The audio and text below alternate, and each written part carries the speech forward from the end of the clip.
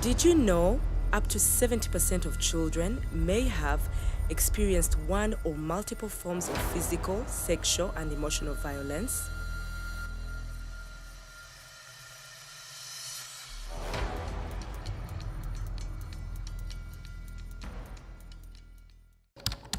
Between November 6th and 22nd, 2017, the Center for the Study of the African Child, AfriChild, engaged district leaders countrywide in meetings where it disseminated findings from the National Violence Against Children Survey.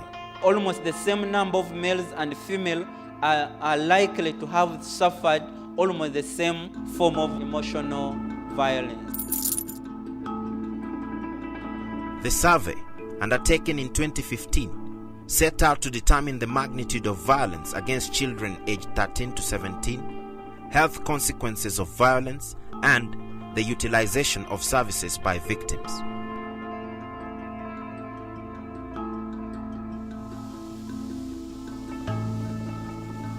Children were part of the research that included tracking their experiences of physical, sexual, and emotional violence, as well as extensive quantitative research describing their attitudes about disclosure and service seeking. These meetings were held in 9 districts: Masaka, Mbarara, Fort Portal, Arua, Lira, Soroti, Mbale, Jinja, and Mukono. They were officiated by the Ministry of Gender, Labor, and Social Development. We now want to present to you the data, the quantitative key findings of the violence against children data. The findings are based on data collected from 5,803 children aged 13 to 17 and also included young adults between 18 and 24 years for their retrospective experiences. Overall, there is a gross abuse of children in the country. Whereas physical violence in childhood is the most common type of violence, cited at 70%, sexual violence is also on the rise. More than 1 in 3 females, which is 35%, and 1 in 6 males, which is 17%, have experienced sexual violence in childhood, with over 80% of these experiencing more than 1 incident of sexual violence.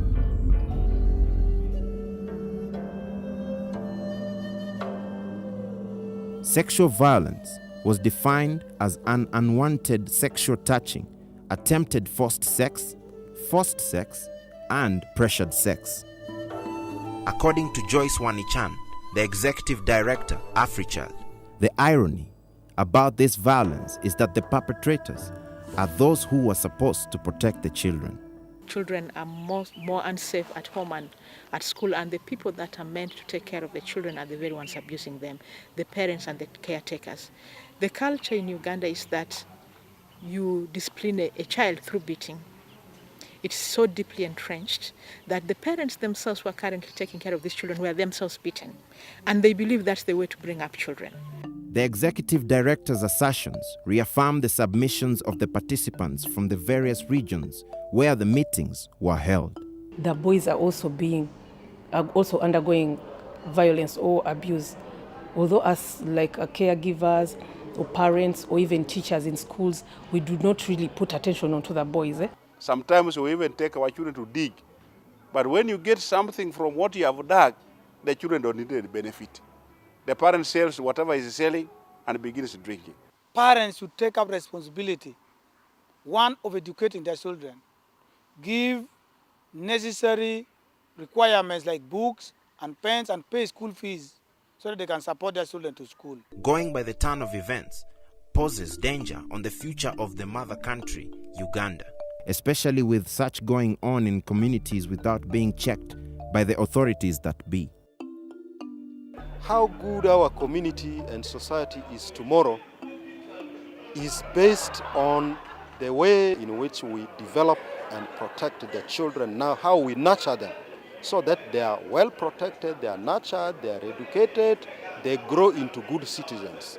We know their families are dysfunctional, but we barely analyze what causes the dysfunctionality in households. And this should be a concern for all of us, leaders. Human beings are always finding excuses to avoid what is real. But my humble appeal to the participants, to the whole country, is for us to join hands and fight this violence against the children. Because such vices go without being checked, they have culminated into cases of child sacrifices, a practice by some sects. People just say child sacrifice, but all human abuse or child sacrifice has been discovered that it is actually emanating from occultism. Now, occultic practices are happening in Uganda, and it's like an underground secret movement that people do not elaborate much. What is really causing this immorality amongst people? Like in the religious side, really, I know when a person doesn't have religion in him and deen, automatically there are risks of him or her being very moral. That is obvious. So we also, that's why I'm saying that we have not done a lot and we still need to do a lot. As these people come to us, they want to look for something great in us because we are supposed to be role models to show them what they need to lead in life.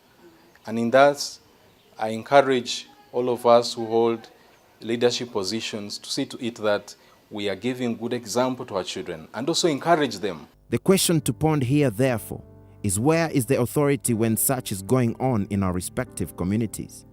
In few words, the government, police, and the judiciary to prosecute the perpetrators of such crimes. We summon the perpetrators.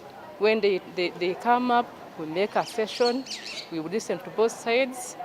Then from there we give them time so that they should go back, and if they can resolve their disputes, fine. After coming back, we ask them the way forward. If they cannot reconcile, then we take matters to court. This war is for all of us. The media, you have a role to play in terms of, showing the people that these things are happening. People know what is going on, but nobody is bothered to take action. In our communities, we should take action at all levels of government, whether at the local level, at central government, whether it is the police, whether it is the communities taking initiatives. We should take action to stop child abuse, child neglect, and child violence. As a center, we are committed to providing the evidence that the country needs to do its work and to end violence.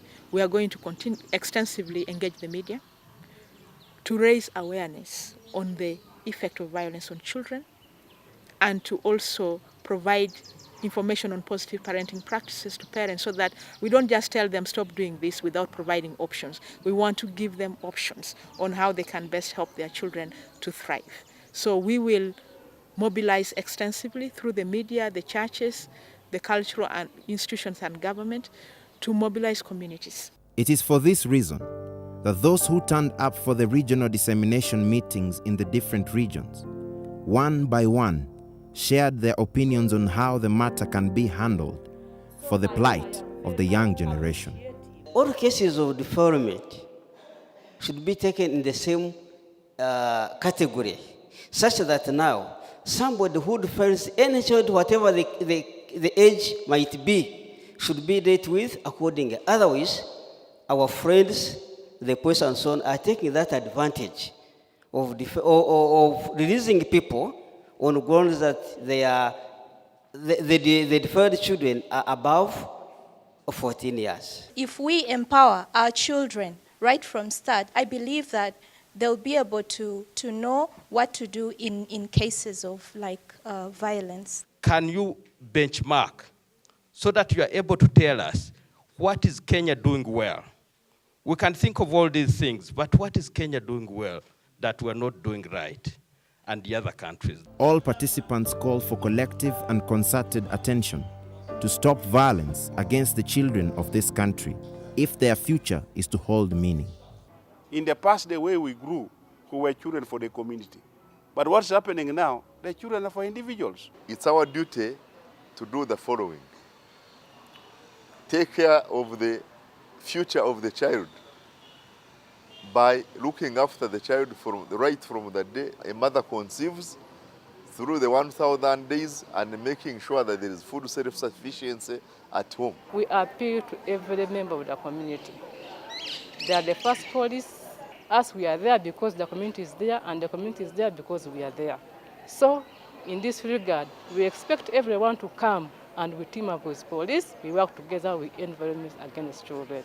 That could be by the majority, but to the Executive Director AfriChild, although a multisectoral approach is key, beginning with the parents should come first than anything else. Once we can help parents understand their role in child upbringing and the effect of violence on children, then they will start to appreciate that they need to create a more supportive environment for children to thrive. They need new skills to raise their children, and it's the reason why one of the studies that we have done was on parenting. Undoubtedly, the greatest accomplishment of these meetings was the renewed commitment to the child protection agenda. As the head of department who controls resources in my department, I commit to provide more resources to probation section because this is something that can justify that. Since now we have added on what we are supposed to pass on, I think as a district we shall make sure there is increment, even the budget, to cater for this process. It's our role as parents to take care of the children that we've given birth to. Your parents gave birth to you and took care of you. They can't take care of your children as well. Protect children from unsafe people and unsafe places. Become an ally today.